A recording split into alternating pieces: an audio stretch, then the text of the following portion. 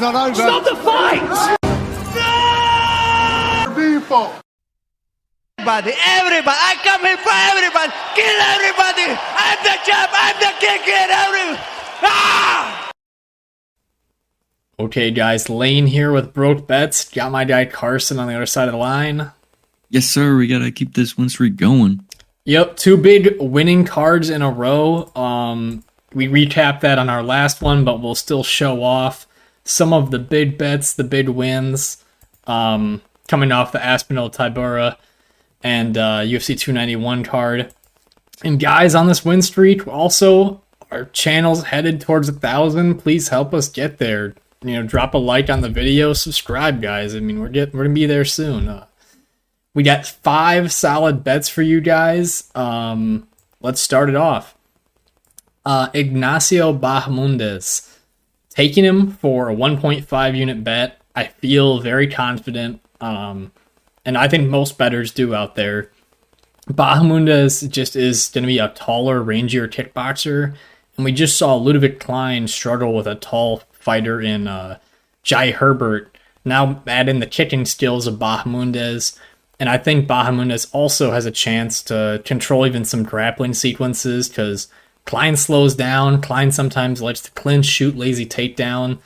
And it could just lead to a submission as well. So I really like Bahamondes here. I just think he's the more technical kickboxer. What do you think?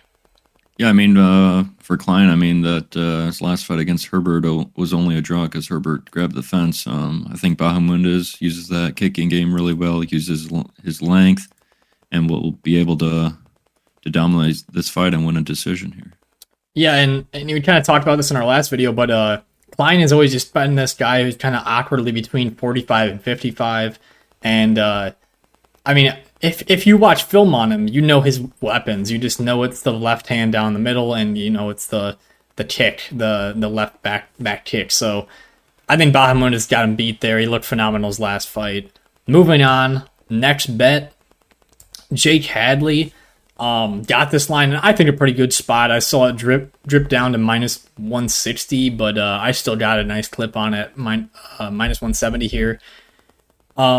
It's hard to bet against Cody Durden because he's on this little win streak and he's out wrestling these guys, but Jake Hadley's so active off of his back. He's got nice reversals. You see that in the Nashville fight, and I think Cody Durden, if he gets him down, he's going to get dead tired trying to hold this guy down. And Hadley's got grappling skills to possibly submit, change the position. And then he's got the better striking, in my opinion, on the feet. His hands have just looked phenomenal. His pressure has been great. And if this fight does go to the scorecards, I think there's just going to be way more of an argument for Hadley to win because this guy likes to deal damage and create grappling exchanges and submissions. So, yeah, give me Jake Hadley. What do you think? Yeah, I mean, Hadley's definitely going to be the better fighter on the feet here. And if it does go to the mat, Durden's been submitted 3 times out of his 4 losses. And Hadley's super active, has a good submission game. So, yeah, I like Hadley a lot here. Yeah, he had like some crazy omoplata sweep on Nashville. He's extremely flexible. And, you know, these guys you're seeing Cody Durden hold down. Well, Charles Johnson he gets taken down very frequently, but doesn't give up too many positions, and or just gave up his back in a lot of exchanges. And then Carlos Mata sat on his back way too long. So I think Hadley is one of the really bright prospects here at 125 and pulls this off. Moving down further, you got your bet here. Yeah, I like Diego Lopes here against Gavin Tucker. I mean, Gavin Tucker's 37 years old, coming off of a 2.5-year layoff. I like Lopez's size. He's 5'11" compared to Tucker's 5'6", and his length too, 72 inches to 66. So I think Lopes will be able to overwhelm Gavin Tucker. Yeah, he's certainly got the power edge. I think he holds the grappling edge as well. The technique on the feet will be a question, but hard to not ride this dude's momentum when debatably he beat Evelev. So, yeah. Moving down into the prop bets. First one, I feel very confident in this one. I think a lot of people should place this bet. the Billy Q versus Damon Jackson under. Damon Jackson's been finished in, I believe, like all of his losses but one. I might need a fact check on that. But Damon Jackson also has finished all of his I think mostly all of his wins. So if he wins, it's probably by submission here, and there's just a slight chance of it. And Billy Q can be very reckless and sloppy moving forward with the pressure, and he can put himself in some bad grappling spots. And I could see Damon getting the back, and who knows what happens. And Billy Q just forces these firefights for an under 2.5. You know, Damon Jackson just got flatlined by Dan EJ with that left hook, and I feel like if Billy Q is just going to come with the pressure and the volume, Damon Jackson's just not going to have any answers. So I think there's going to be a knockout in this fight. Late first round, somewhere in the second round. I think it just happens before that 2.5 mark. What do you think? Yeah, for sure. I mean, if Jackson wins, it's probably early on in that first, and then Billy Q later in the second round. So Q with that pace and pressure can wear out Jackson and hopefully finish him. Right. Final bet.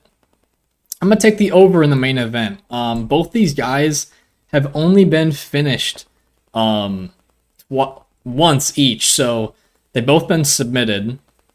And I think Cory's chin has held up very well over time. That Petr Yan fight aged very well for his chin. You know, took a lot of big punches in that one.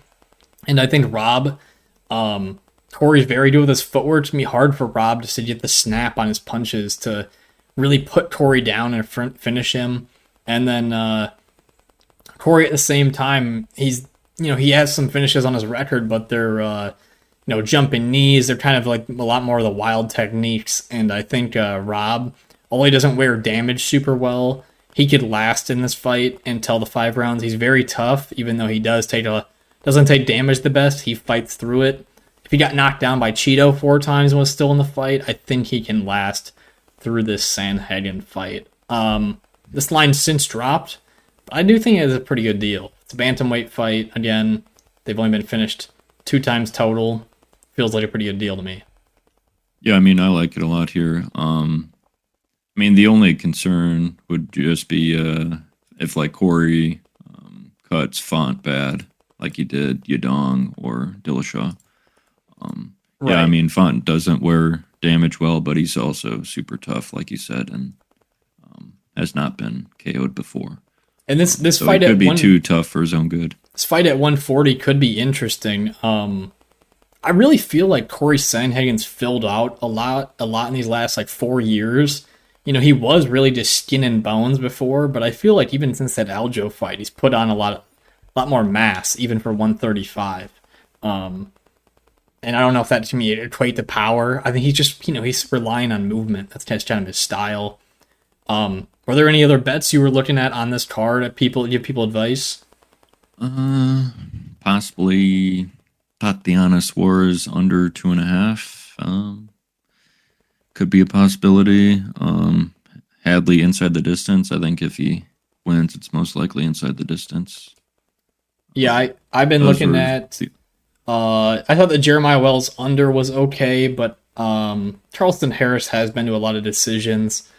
And yeah, Tatiana Suarez, I thought the under is a little bit too high for me, but I do think it is something that will happen. So Tatiana by finish, or Tatiana, or just the under 2.5 in that fight, or her, is, I think all 3 of those are pretty parlayable or playable itself. So yeah, I mean, her line was like 450 last Saturday, and now went to like 325. I don't know if it went lower than that, but it's now back up to minus 410, so it's been moving around. All right, guys, stay tuned. We will have our picks video out sometime this weekend for the next card, so just stay tuned. Other than that, you got anything else to say? Let's keep this win streak going, man. Yes, sir. Peace. Peace.